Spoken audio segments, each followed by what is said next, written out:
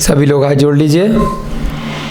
जय बोलिए महावीर भगवान की, जय बोलिए अनंत सिद्ध परमेष्ठी भगवानों की, जय बोलिए आचार्य भगवान श्री शुभचंद्र जी आचार्य की, जय बोलिए पांडव पुराण नामक ग्रंथ की, महाभारत कथा की, इस पुराण के अनुवादकर्ता श्री नंदलाल जी जैन विशारद जी की, इस युग के प्रथमाचार्य श्री चारित्र चक्रवर्ती आचार्य भगवान श्री शांति सागर जी महान मुनिराज की, सभी आगंतुक अतिथि, ज्ञानदानम गुरुकुल के बच्चे, सभी अभिभावक अध्यापक, सभी को जय जिनेन्द्र, जय दू जुड़ंदो। हम सभी लोग पांडव पुराण का स्वाध्याय कर रहे हैं।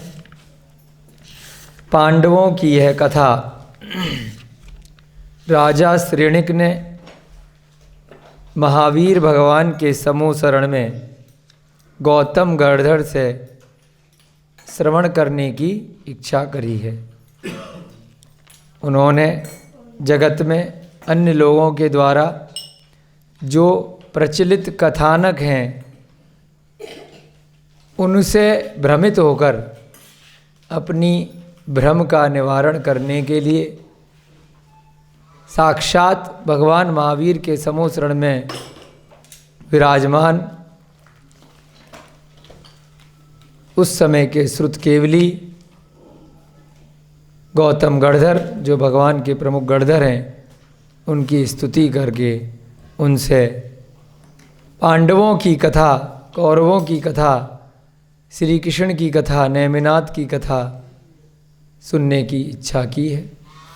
60,000 प्रश्न उन्होंने उस समूह शरण में पूछे हैं। उनमें से एक प्रश्न विशेष रूप में पांडवों का चरित्र सुनने के लिए उन्होंने कहा है। उसके उत्तर में गौतम गणधर ने पांडवों के कुल का पहले वर्णन किया है कि वो किस कुल के थे, कहाँ पर उनका जन्म हुआ था। तो उस धरा पर उससे पहले और कौन कौन महापुरुष हुए। गौतम गणधर ने राजा श्रेणिक को उनके प्रश्न के उत्तर के लिए इस धरा पर जो पहले के महापुरुष जन्मे उन सबका वर्णन सुनाया। भगवान महावीर से पहले इस भरत क्षेत्र में आर्यखंड में 23 तीर्थंकर और हुए। उनसे पहले 3 भोग भूमियाँ रहीं। भोग भूमि में जो अंतिम भोग भूमि थी, तीसरी वाली जगन्य भोग भूमि, उसके अंत में जब पल्य का 8वां भाग शेष रह गया तब 14 कुलकरों की उत्पत्ति हुई। अंतिम कुलकर राजा नाभिराय, उनके पुत्र प्रथम तीर्थंकर श्री ऋषभदेव भगवान का जन्म हुआ। उसके उपरांत चतुर्थ काल प्रारंभ हो गया। उससे पहले कल्प वृक्ष हुआ करते थे, किसी को कुछ करना नहीं पड़ता था। वहाँ पर जन्मे जीव अपने पुण्य योग से, पिछले भवों के अच्छे कर्मों के कारण से ऐसी भोग भूमि में जन्म लिया करते थे, जहाँ पर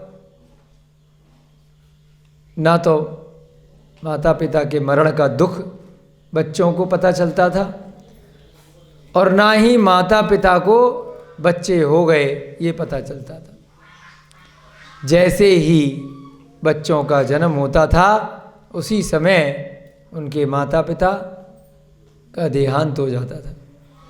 तो वो कभी देख ही नहीं पाते थे, ना तो माता पिता अपने बच्चों को देख पाते थे, ना बच्चे माता पिता को देख पाते थे भोग भूमि में। तो इस कारण से टेंशन कब होती है, जब बच्चे हैं, उनका मरने के बाद क्या होगा। जब है ही नहीं, पता ही नहीं है, तो किस बात की टेंशन?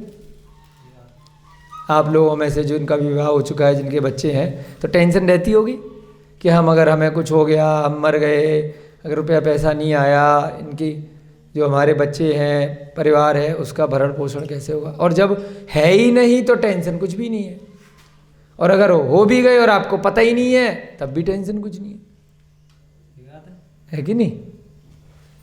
टेंशन तो तब है ना जब आपके सामने आपको दिख रहे हैं कि ये हैं और ये मेरे भरोसे। तो ऐसे ही बच्चे तो हैं, उन्हें मालूम ही नहीं हमारे माँ बाप कोई थे, तो उन्हें टेंशन ही नहीं है ना। ऐसे आस पड़ोस में लोग हैं जो ये बताने वाले, अरे तू अनाथ है, अरे तेरे माँ बाप नहीं, ऐसे भी कोई लोग नहीं है जो आपको बोल बोल करके टॉर्चर कर दें कि तू अनाथ है, तू अनाथ है। तो भोग भूमि में ऐसी व्यवस्था होती है, ना बच्चे होते हैं और ना माँ बाप होते हैं लेकिन पता नहीं चल पाता है। हाँ, न राग है न द्वेष, इस मोह नहीं रहेगा ना इस प्रकार से। तो इस कारण से उनके कर्म बहुत अच्छे रहते हैं और भोग भूमि में जीव बहुत अच्छी गति से आते हैं और आगे भी फिर अच्छी गति में ही स्वर्ग इत्यादि में ही जाते हैं।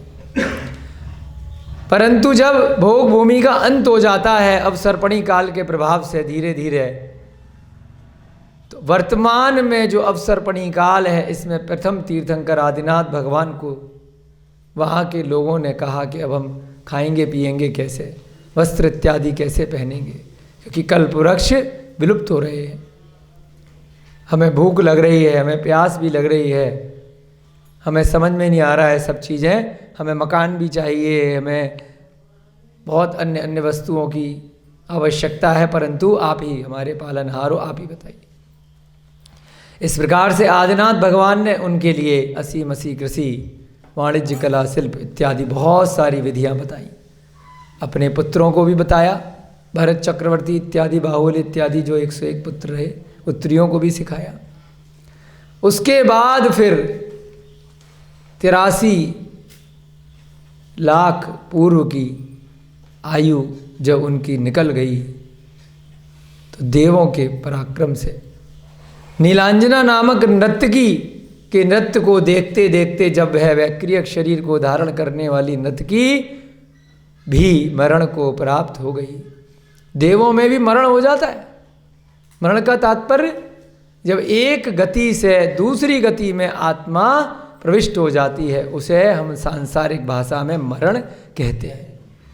परंतु आत्मा का कभी मरण नहीं होता है, खाली पर्याय का मरण होता है, शरीर का मरण होता है। एक पर्याय से दूसरी पर्याय में प्रवेश हो जाता है क्षण भर के अंदर।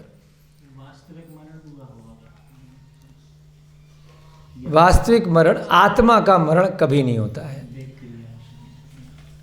आत्मा न कभी मरती है, न कभी नई बन सकती है। अनादिकाल से इस संसार में जितनी जीवात्माएं थीं उतनी हैं और उतनी ही रहेंगी।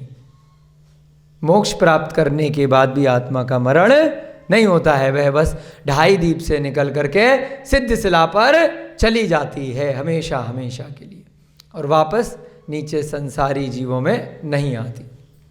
आत्माएं उतनी ही रहती हैं जितनी तीन लोक में हमेशा से थी, अनादिकाल से थी। तो उस नीलांजना का भी मरण हो गया, एक देव पर्याय से निकल करके वह अन्य पर्याय में चली गई। परंतु उस क्षणिक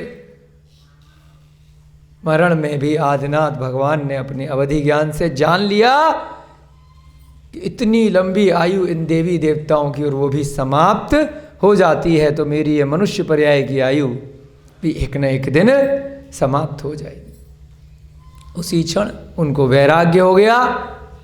भरत चक्रवर्ती को, अपने पुत्र को, उन्होंने राज्य का कारोबार दिया। अन्य पुत्रों को भी अलग अलग राज्य का राजा बना दिया। बाहुबली को पोधनपुर और बाकी के पुत्रों को अलग अलग राज्य का। उसके उपरांत वैराग्य को धारण करके वे आदिनाथ ऋषभदेव मोक्ष मार्ग पर निकल गए। देवों को अवधि ज्ञान से पता चल गया कि भगवान का तप कल्याणक महामहोत्सव बनाने का अवसर आया है। सभी देव अपने यथा योग्य विमानों पर आकर के वहाँ भगवान का तप कल्याणक मनाने के लिए आए। उनका अभिषेक किया, उनको वस्त्र आभूषण पहनाए और उसके उपरांत उनको पालकी में बिठा करके वन की ओर ले गए। ब्रह्म स्वर्ग के देव जो पंचम स्वर्ग है वे भी तप कल्याणक पे आते हैं, वे सब भी आए। एक भवतारी ऐसे वह देव होते हैं। भगवान ने वन में जाकर के वस्त्र आभूषणों का त्याग किया, पंचमुष्टि केशलोच किया और दिगंबर जैनेश्वरी मुद्रा को धारण कर लिया। 6 माह तक भगवान ने मौन धारण किया, एक मुद्रा में बैठे रहे। उनके पीछे पीछे सहस्त्रों राजाओं ने, हजारों छोटे छोटे और राजा और सेवक थे, उन्होंने भी अपने इष्ट को अनुसरण करते हुए जैसा वो कर रहे थे वैसा वैसा कॉपी कर लिया। परंतु भगवान ने मौन धारण कर रखा था, उन्होंने बताया नहीं हम कहाँ जा रहे, क्या कर रहे, क्यों कर रहे, कैसे कर रहे। परंतु आगे मुनि मार्ग चलता रहे, दिगंबर अवस्था चलती रहे। उसके लिए भगवान आहार की चर्या के लिए 6 महीने बाद निकले, क्योंकि उनका तो बड़ा दिव्य शरीर है, वह तो भूख प्यास क्षुधा पिपासा की वेदना तीर्थंकर के कारण से सहन कर सकते हैं, परंतु अन्य साधारण मनुष्य जो मुनि महाराज बन रहे हैं या आगे बनेंगे, वो कैसे अपनी चर्या का पालन कर पाएंगे। इस कारण से जनता को सिखाने के लिए वह आहार चर्या के लिए निकले। परंतु क्योंकि पहले तीर्थंकर थे, उससे पहले तो भोग भूमियाँ थीं, तो वहाँ पर तो तीर्थंकर होते नहीं थे, न मुनि महाराज थे, तो लोगों को पता ही नहीं था कि किस प्रकार से दिगंबर मुनि महाराज को आहार देना है। वे 6 महीने तक नगर नगर देश देश लोगों के पुण्य की परीक्षा लेने के लिए मुद्रा को धारण करके लाभ को प्राप्त करने के लिए निकलते थे। परंतु 6 माह तक किसी का भी पुण्य जागृत नहीं हुआ। अंत में वे एक दिन हस्तिनापुर के नगर में जा पहुंचे, जिन हस्तिनापुर की घटना पांडव पुराण से भी सीधे सीधे संबंधित है। ऐसे उस हस्तिनापुर के राजा श्रेयांश, उनके बड़े भाई राजा सोमप्रभ। ये राजा श्रेयांश वही राजा श्रेयांश है जो आदिनाथ भगवान के कई भव पूर्व उनकी पत्नी हुआ करते थे, श्रीमती उनका नाम था। ऐसे राजा श्रेयांश को रात्रि में शुभ प्रहर शुभ दिन स्वप्न आता है।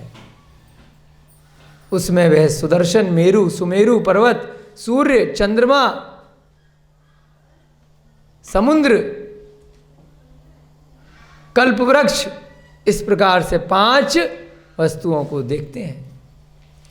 वह अपने बड़े भ्राता सोमप्रभ से प्रातःकाल उठते ही इन प्रश्नों का उत्तर पूछते हैं कि स्वप्न आया है, इनका क्या फल है, आप अपने ज्ञान से बताइए। वे बताते हैं कि अवश्य कल्प वृक्ष के समान दान देने वाला, समुद्र के समान समुद्र से पार निकालने वाला, चंद्रमा के समान शांति शीतलता प्रदान करने वाला, सूर्य के समान आतपी ज्ञान देने वाला कोई महामुनि, कोई महापुरुष हमारे घर में आने वाला है। अपराह्न की वेला में जैसा स्वप्न का फल था वैसा हो गया। आदिनाथ भगवान उनके नगर में, उनके महल के आगे से आहार चर्या के लिए निकले। उनको देखते ही राजा श्रेयांश को पूर्व भव का जाति स्मरण हो गया। जैसे ही उसने वह दिगंबर मुद्रा धारण किए हुए उनको देखा, उसको पूरा की पूरा पिछला भव याद आ गया कि किस प्रकार से नवधा भक्ति करते हैं, किस प्रकार से मुनि महाराज को आहार दिया करते हैं। इससे पहले 6 महीने तक क्या हो रहा था? लोग अपने आभूषण, वस्त्र, खाना पीना, यहाँ तक कि स्त्रियाँ, कन्याएं भी भेंट स्वरूप मुनि महाराज को दे रहे थे, लेकिन मुनि महाराज इसके लिए थोड़ी घूम रहे थे, वे तो ये सब चीज़ें छोड़ करके आए हैं। कितने बड़े राजा हैं, कुल करके पुत्र थे, सब चीज़ छोड़ करके आए थे, तो वो इन चक्करों के लिए थोड़ी ना बाहर निकले हैं। के समक्ष पहली बार ही गए थे। हाँ, पहली बार गए थे। मतलब इस प्रकार से मुनि मुद्रा में, पहले तो उनको राज्य वगैरह दिया था, वो चीज़ अलग है। मुनि मुद्रा में पहली बार, आहार मुद्रा में। तो उस प्रकार से वहाँ पर जैसे ही राजा श्रेयांश को जाति स्मरण हुआ, उनको याद आ गया कि किस प्रकार से आहार दिया जाता है। उन्होंने अच्छे से पड़गाहन किया, नवदा भक्ति पूर्वक उनका आहार चर्या कराई। इच्छू रस, जिसको गन्ने का रस भी कहते हैं, शुद्ध तरीके से वहाँ बनवाया गया और उसके द्वारा भगवान का पहला आहार हुआ। आज कालांतर में वह दिन जब राजा श्रेयांश ने उनको आहार दिया था, अक्षय तृतीया के नाम से प्रसिद्ध हो गया। हम सभी लोग ऐसा दिन, अक्षय तृतीया, वह दिन, तृतीया का वह दिन जिसका कभी क्षय ना हो, ऐसी अक्षय तृतीया अभी भी बनाते हैं, सभी लोग बनाते हैं, परंतु जानते ही नहीं है कि उस दिन क्या हुआ था। ज्वेलरी खरीदने चले जाते हैं, बस सोना चांदी खरीदने। खरीदने से थोड़ी कुछ होता है, उस दिन तो त्याग किया था श्रावक ने अपने अन्न का, अपने लक्ष्मी का, और मुनि महाराज को आहार मिला था। तो अक्षय तृतीया के दिन हम सभी को अवश्य ही उत्तम मध्यम जघन्य पात्रों के दर्शन करने चाहिए, उनको आहार यथा योग्य मुनि महाराजों को आहार इत्यादि कराना चाहिए। तो ऐसी वह अक्षय तृतीया जिसका उल्लेख राजा श्रेयांश के काल से अभी तक चला आ रहा है, उस दिन जब उन्होंने आहार दिया तो देवों को इतना प्रसन्नता हुई कि उन्होंने उनका घर रत्नों से भर दिया। पंचाष्टक हुए, बहुत सारे आश्चर्य हुए, पंच आश्चर्य। देवों ने खूब रत्नों की वर्षा वहाँ पर करी। उसके उपरांत फिर वह आदिनाथ भगवान उन्हें पर्वत पर जाकर के बैठ गए और वहीं पर 1000 वर्ष तक बहुत तप किया। अंत में जाकर के उस तप के माध्यम से 1000 वर्ष तक बैठे। 1000 वर्ष हम में से किसी की आयु है क्या? 1000 वर्ष तक तो तप किया। उसके बाद भगवान को अंत में 4 घातिया कर्मों का नाश कर ज्ञानावर्णी, दर्शनावर्णी, मोहनीय और अंतराय अरिहंत पद की प्राप्ति हो गई। केवली बन गए। इस संसार को प्रत्यक्ष रूप से आत्मा से सीधे जानने लग गए। केवल ज्ञान हो गया। केवल ज्ञान होने के बाद मति ज्ञान, श्रुत ज्ञान, अवधि ज्ञान, मन परे ज्ञान। अब चारों ज्ञान की कोई आवश्यकता नहीं है। इंद्रियों से परे है वह ज्ञान। न मन की आवश्यकता है, न स्पर्श, रसना, घ्राण, चक्षु, कण, न किसी पंचेंद्रिय की आवश्यकता है। ऐसा वह केवल ज्ञान स्वरूप दिव्य ज्योति भगवान की आत्मा में प्रकट हो गई। आज का स्वाध्याय आगे प्रारंभ करने से पहले, अब तक तो रिवीजन करा रहे थे आपको, थोड़ा सा प्रारंभ करने से पूर्व प्रतिदिन की भांति हम लोग मंगलाचरण करेंगे और उसके बाद देखेंगे भगवान का समोसरण किस प्रकार लग रहा है और वहाँ पर क्या क्या घटनाएं हो रही हैं। सभी लोग हाथ जोड़ करके मंगलाचरण करेंगे। मंगलम भगवान वीरो, मंगलम गौतमो गढ़ी, मंगलम कुंद कुंदाध्यो, जैन धर्मोस्तु मंगलम, सर्व मंगल मांगल्यम, सर्व कल्याणकारकम, प्रधानम सर्व धर्माणाम, जैनम जयतु शासनम, जैनम जयतु शासनम, जैनम जयतु शासनम। सर्वे श्रोतारः सावधानतया शृण्वन्तु। इधर भगवान को केवल ज्ञान प्राप्त हुआ और उधर महाराज भरत की आयुधशाला में चक्र रत्न की उत्पत्ति हुई। एक ही समय पे देखिए, एक ही दिन। इधर तो भगवान केवली बन रहे हैं पिता, और पुत्र के घर में क्या हो रहा है भाई? पुत्र भगवान भरत थे, भरत चक्रवर्ती। उससे पहले चक्रवर्ती नहीं हुए थे, अब हुए। चक्र रत्न की प्राप्ति हुई। आयुधशाला होती है राजा महाराजाओं की, जहां पर भंडार गृह होता है, शस्त्र इत्यादि रखे होते हैं। वहां पर स्वतः चक्र उत्पन्न हो गया। एक बहुत बड़ा विशाल चक्र होता है, वह चक्र रत्न होता है। जो चक्रवर्ती जीव होते हैं 63 शलाका पुरुषों में 12 चक्रवर्ती होते हैं। तो उनके अपने पुण्य कर्म के उदय से चक्र रत्न की उत्पत्ति होती है। श्री कृष्ण जी के भी चक्र था ना,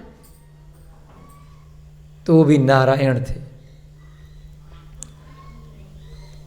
जो चक्रवर्ती होते हैं वह 6 खंड के राजा होते हैं। कितने खंड के राजा होते हैं? 6 खंड के। 5 मलेच्छ खंड और 1 आर्य खंड। जो अर्ध चक्रवर्ती होते हैं वे 3 खंड के राजा होते हैं। जैसे राजा श्री कृष्ण थे वह अर्ध चक्रवर्ती थे, आधे। सभी नारायण अर्ध चक्रवर्ती होते हैं।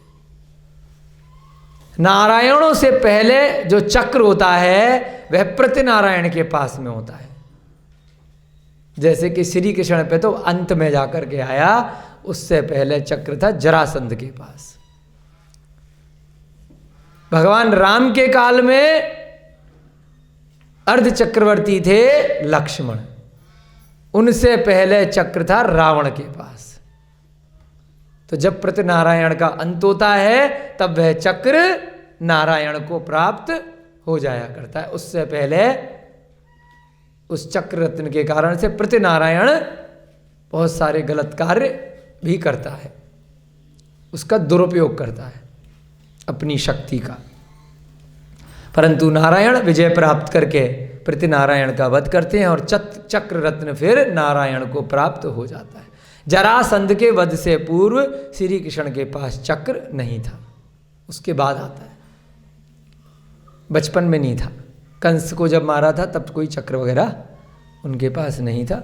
वो फिल्म वगैरह में, नाटकों में दिखा दें तो वो बात अलग होती है कहीं कहीं। बचपन में कोई चक्र उनके पास नहीं था।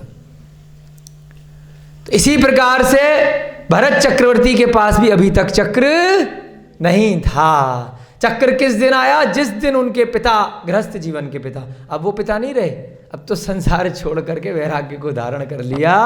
जब मुनि बन जाते हैं तो पिता, पुत्र, पुत्री, माता, दादा, दादी, रिश्तेदार, सारे रिश्ते नाते, सारा मोह सब समाप्त हो जाता है। अब संसार के सभी जीव, सभी प्राणी, सभी एक समान होते हैं। चाहे मेरी स्वयं की पत्नी हो या कोई अन्य हो, सबको एक समान दृष्टि होती है। किसी से न कोई राग है न कोई द्वेष है।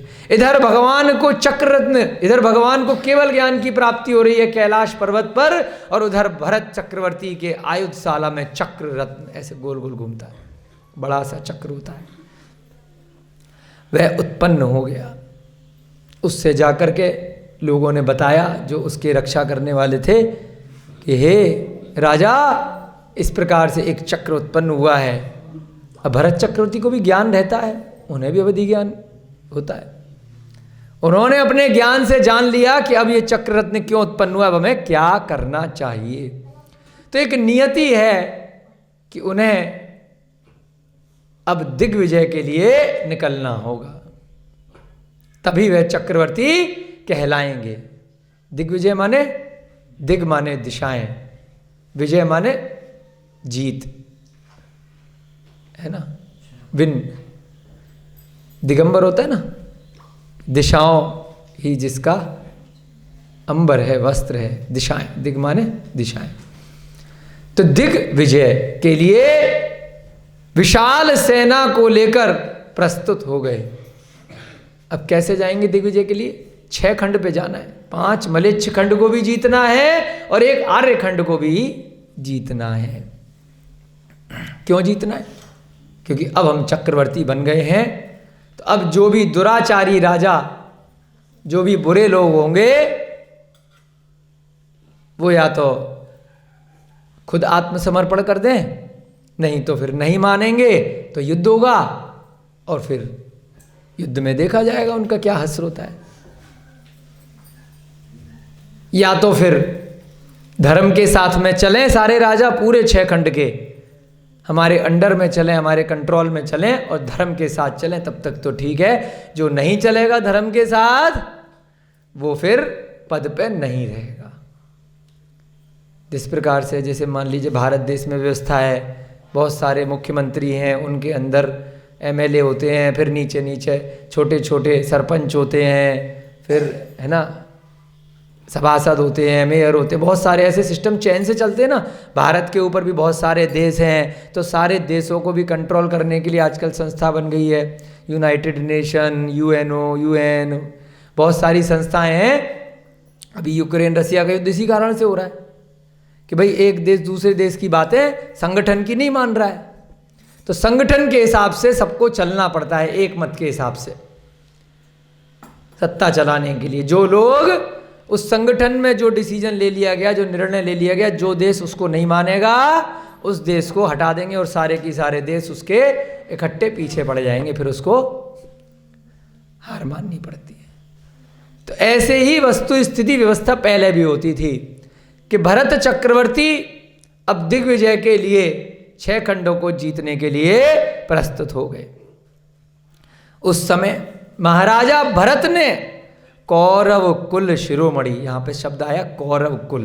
अभी तक जो कौरव पांडव की युद्ध की घटनाएं हम टीवी पे देखते हैं महाभारत में, अभी वो वाले पांडव नहीं आए हैं, वो 100 कौरव नहीं आए हैं। पहले भी आपको बताया था 2 कक्षा पहले, कौरव कुल आदिनाथ भगवान के समय से ही चल रहा था।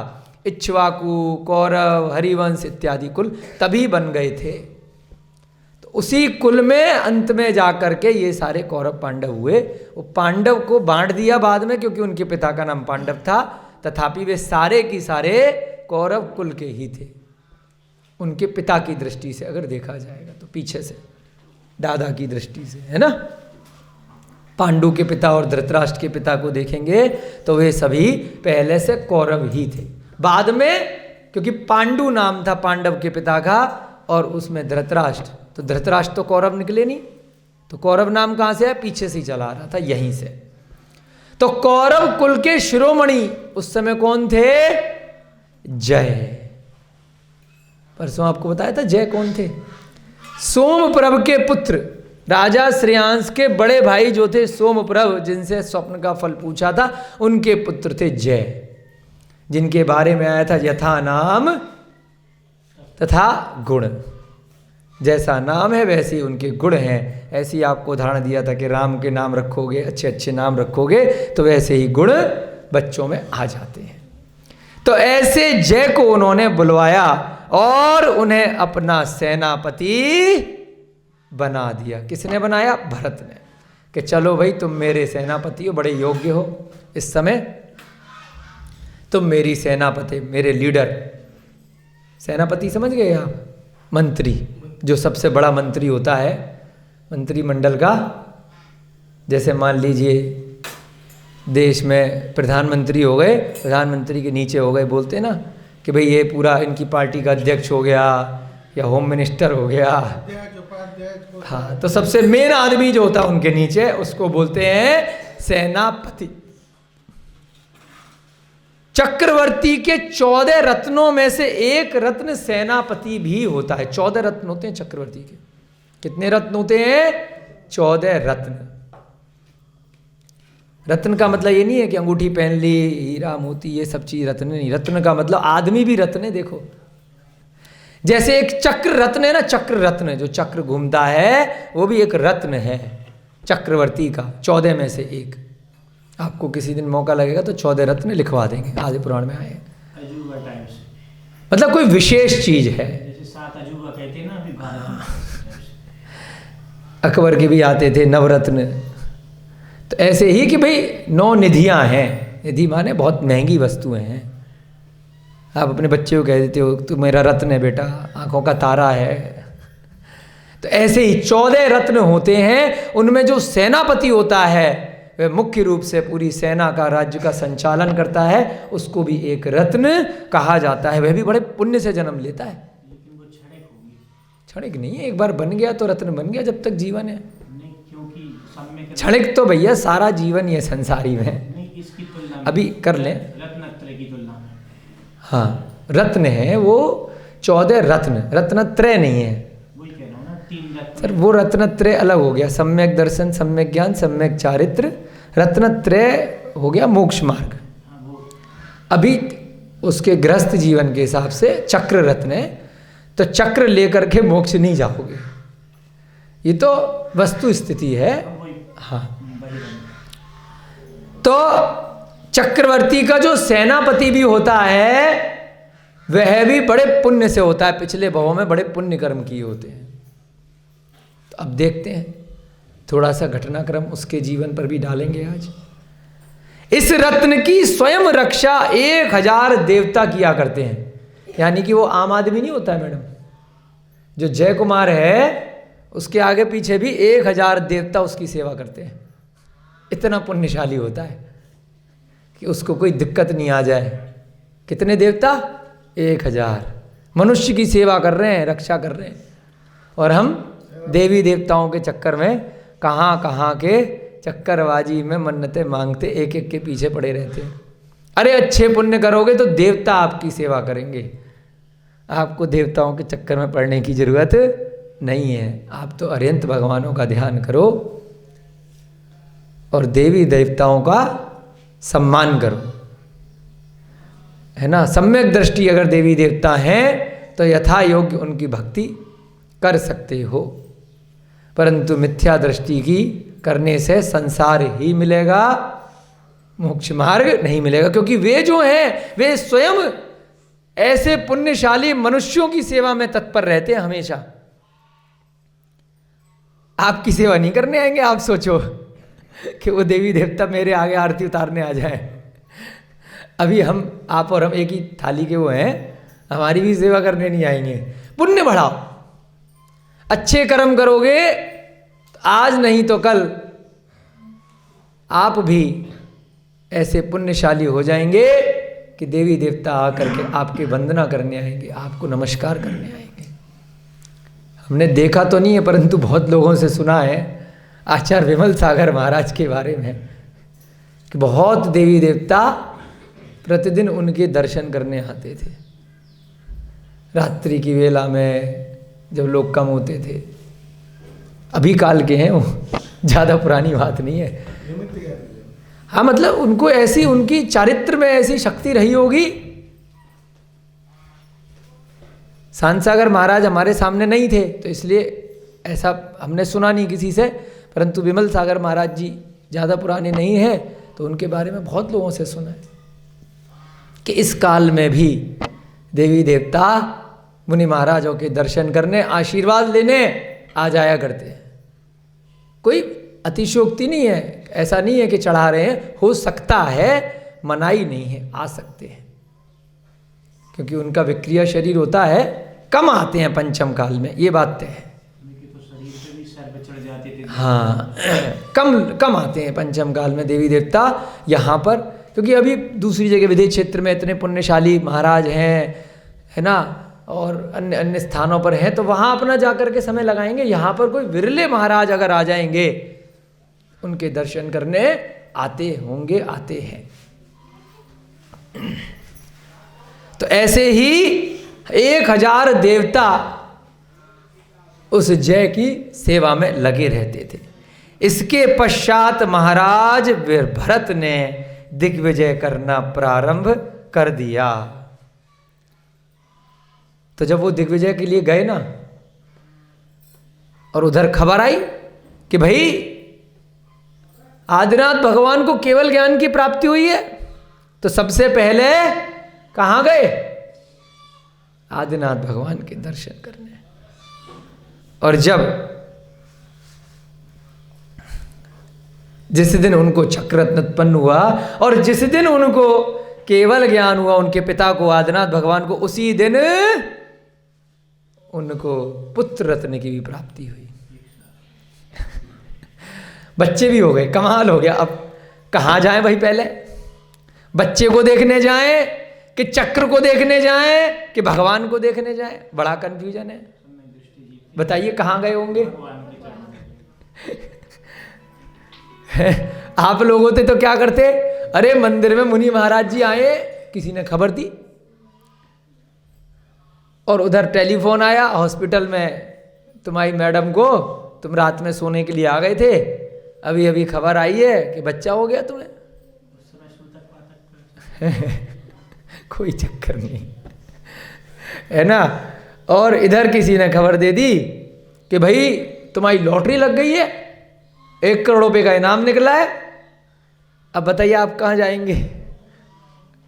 मंदिर तो रोज जाते हैं, 2 घंटे बाद चले जाएंगे, शाम को चले जाएंगे, कल चले जाएंगे, हैं? बच्चा तो एक बार हो ही गया है, क्या दिक्कत है? सबसे पहले कहाँ जाओगे?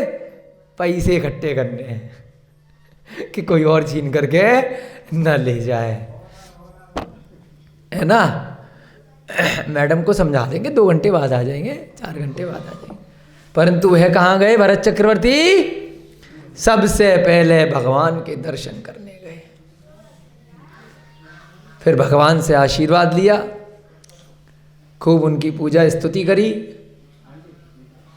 भगवान का केवल ज्ञान महोत्सव मनाया। उसके बाद भगवान को आशीर्वाद लिया कि देखो जी ऐसे ऐसे चक्र उत्पन्न हुआ है, तो अब ये नियति है, ऐसा विधि का विधान है, मुझे दिग्विजय के लिए जाना है, करना पड़ेगा।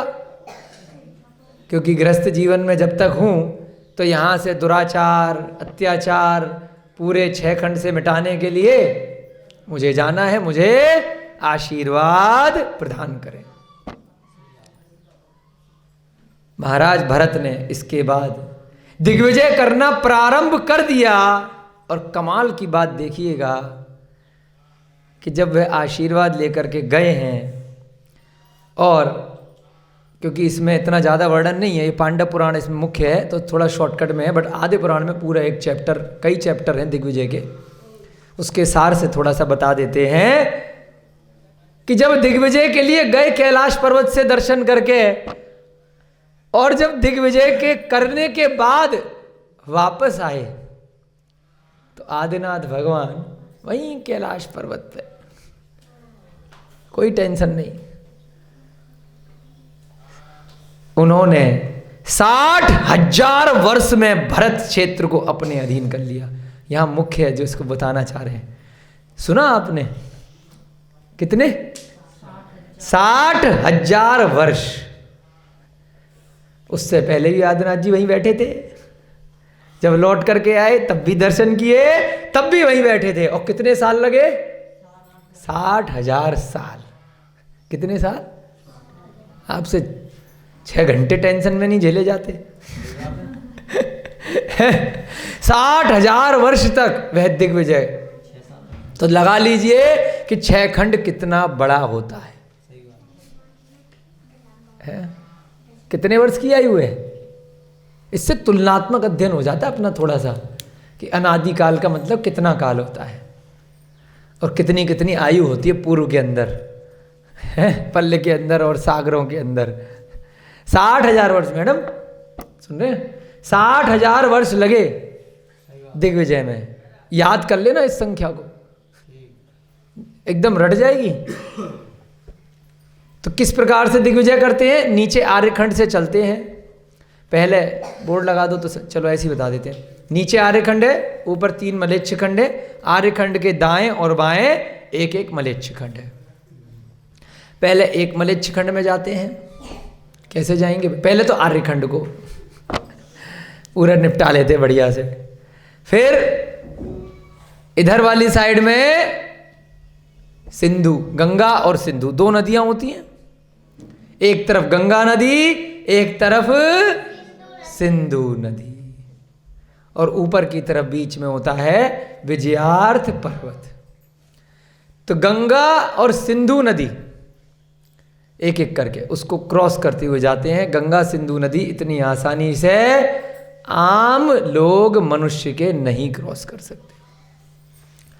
उसके लिए देव लोग मदद करते हैं, वहाँ पर मार्ग उपलब्ध कराते हैं।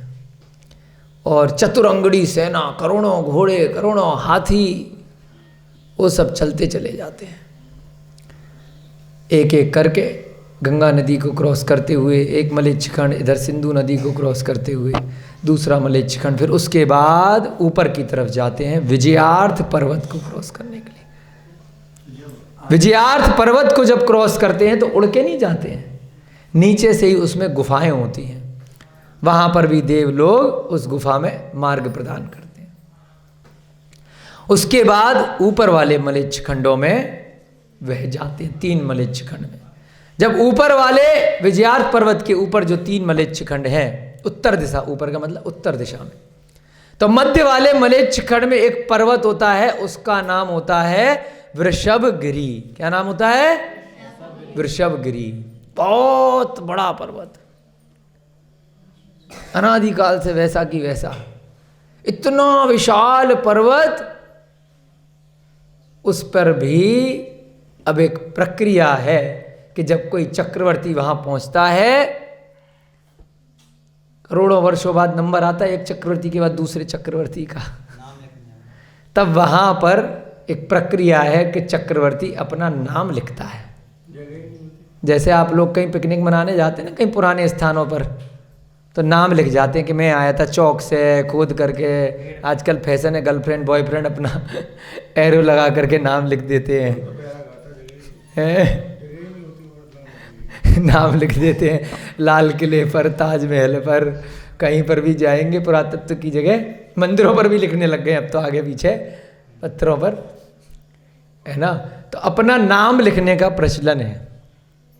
तो ऐसे ही भरत चक्रवर्ती भी अपना नाम लिख जाता है कि मैं यहाँ आया था। तो जब देखता है कि भाई नाम लिखूं कहाँ, भरा पड़ा है। जैसे कई जगह मन्नत मांगने जाते हैं लोग आजकल, तो धागा लटका देते हैं, साथियाँ बना देते हैं, कोई उल्टा कोई सीधा, कि उल्टा बनाओगे तो मन्नत मांग रहे, बाद में सीधा बनाना मन्नत पूरी हो जाए। ये सब भी एक चली आ रही है प्रथाएं अपने अपने मत के अनुसार। तो ऐसे ही वहाँ पर नाम लिखते हैं। तो जब नाम लिखता है तो अपना नाम लिखने के लिए उसे जगह ही नहीं मिलती है। तब उसका जो घमंड था, अरे मैं चक्रवर्ती बन गया, 6 खंड का राजा बनने जा रहा हूं, उसको भी घमंड आ जाता है, मान आ जाता है। वो देखता है कि भाई मेरे से पहले कितने आए और कितने चले गए मेरे जैसे। मैं सोच रहा हूं कि अभी मेरे जैसा यहाँ कोई नहीं है। मैं राष्ट्रपति बन गया, मैं प्रधानमंत्री बन गया, मैं मंत्री बन गया, मैं नेता बन गया, मैं बहुत पैसे वाला बन गया। मेरे जैसा यहाँ पर पहले कभी कोई आया ही नहीं था जैसे। तो जब वह अपना नाम लिखने के लिए वह कोई रत्न उठाता है जिससे वो लिखता है, आप समझ लो कि चौक से लिखता है, वहाँ पर उनके पास रत्न वगैरह रहते हैं, तो बहुत काल तक वह नाम लिखा रहता है। तो उसको अपना नाम लिखने के लिए किसी भी राजा का जो उससे पहले चक्रवर्ती बना था, उसका नाम मिटाना पड़ता है। अब वो किसी का भी मिटा सकता है, कोई जरूरी नहीं कौन से वाले का मिटाता है ना। तो अपना नाम लिखने के लिए आपको दूसरे का नाम मिटाना पड़ेगा। प्रधानमंत्री बनने के लिए पिछले प्रधानमंत्री की फोटो हट जाएगी, उसके बाद आपकी लगेगी। तो आप ये मान लीजिए कि जब आप जाओगे पद से तो आपकी भी बेटा हटने वाली है। मान लो जब आपने दूसरे की हटाई है तो ज्यादा दिन का नहीं है। कल खबर आई दिन में, मुलायम सिंह यादव जी का देहांत हुआ। मुख्यमंत्री रहे उत्तर प्रदेश के, जिस प्रदेश में हम रह रहे हैं, है ना। बड़े धाकड़ नेता थे अपने समय के, जब युवा थे बहुत चलती थी उनकी गाँव गाँव में, है ना। वो भी चले गए, और जब वो थे तो ऐसा लगता था कि जैसे कोई दूसरा आएगा ही नहीं, कि उनके अलावा है। तो ऐसा ही चक्रवर्ती भरत चक्रवर्ती को भी अपना नाम उस वृषभगिरी पर्वत पर मिटाना पड़ता है, तब जाकर के वह नाम लिख पाता है। और फिर उसके बाद अपना मान चूर चूर करके फिर शांति पूर्वक अपने काम को करता हुआ, अन्य राजाओं को हराता हुआ या धर्म का ध्वज फहराता हुआ, जो चक्ररत्न को देख करके जो राजा महाराजा आत्मसमर्पण कर देते हैं कि हम आपके अंडर में चलेंगे, जैसा आपका आदेश रहेगा हम वैसे कार्य करेंगे, तो उनको फिर से वहीं का राजा बने दिया जाता है। जो उद्दंडता दिखाता है, जो कहता अच्छा बड़े आए हो देख लेंगे, तो फिर जो सेनापति होता है, चक्रवर्ती भरत को कुछ नहीं करना होता है, वो तो जय कुमार को अपॉइंट किया है, वो तो बस बैठे रहते हैं अपने सिंहासन पर। काम कौन करता है? जय कुमार, जो उनका सेनापति है, वो अपने आप ही डिसीजन ले लेता है कब क्या क्या करना है, वो आगे आगे चलता है, चक्ररत्न आगे आगे चलता है। उस चक्र को देखते ही आधे तो अरे भाई पता नहीं क्या आ गया, पंगे लेंगे तो, जैसे हेलीकॉप्टर का पहिया घूमता है ना, कोई उससे छिड़खानी नहीं करता है, पहले भाग जाते हैं लोग। हेलीकॉप्टर देखा कभी? उसके आगे घूमता है एक पंखा ऐसे गोल गोल, कि जो पत्तियाँ होती हैं बहुत नुकीली। सोम के पुत्र थे जय कुमार, सोमप्रभ के। तो इस प्रकार से वह जय कुमार सेनापति दिग्विजय दिलवाता हुआ 60,000 वर्षों के उपरांत उन भरत चक्रवर्ती को पुनः वापस उस अयोध्या नगरी में ले आता है।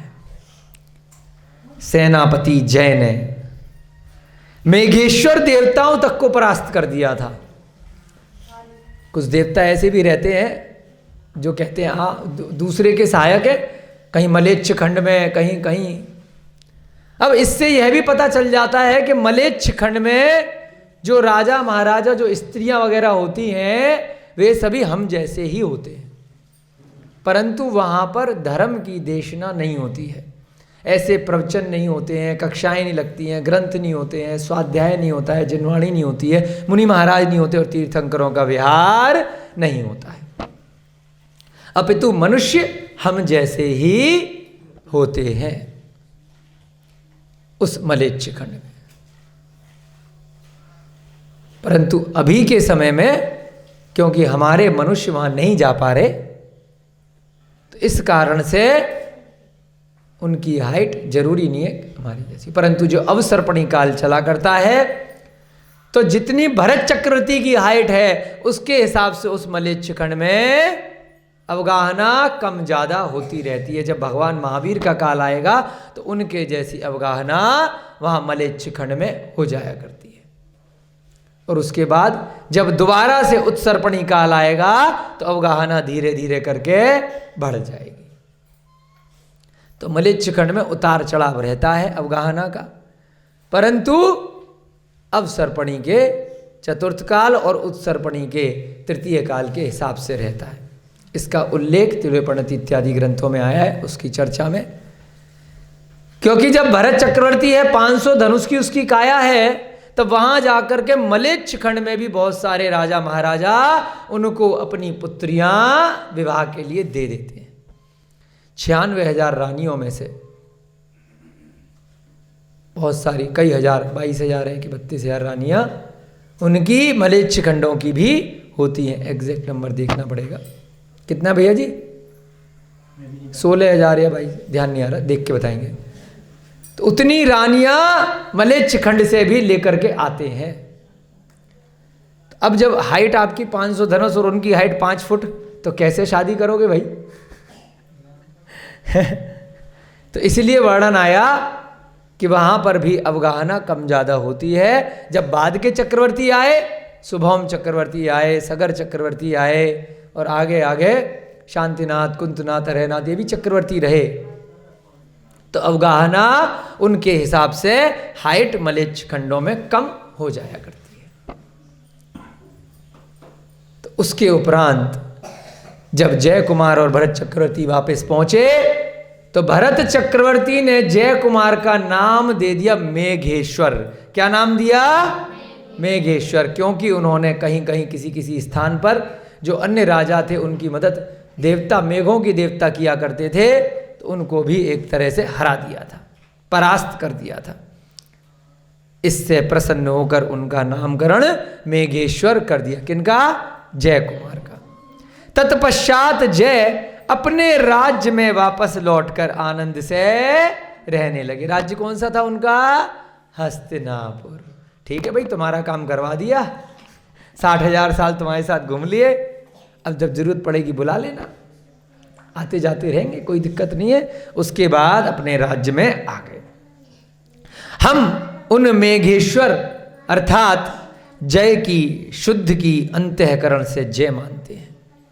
देखिए वो जय कुमार भी बड़े पुण्य प्रतापी हैं, उनकी भी जय जयकार हो रही है। अभी पता चलेगा कल के दिन अगले अध्याय में कि वो जय कुमार भी कितने श्रेष्ठ जीव हैं। ऐसी थोड़ी ना सेनापति रत्न बन जाता है। उनकी भी हम जय मानते हैं, जिन्होंने महापराक्रमी एवं प्रचंड शत्रुओं को बात की बात में परास्त कर चक्रवर्ती के हृदय को प्रफुल्लित कर दिया। सारे लोगों को परास्त किया, चक्रवर्ती को प्रसन्न कर दिया। अब राजा खुश हो जाता है ना जब मंत्री बढ़िया काम करता है।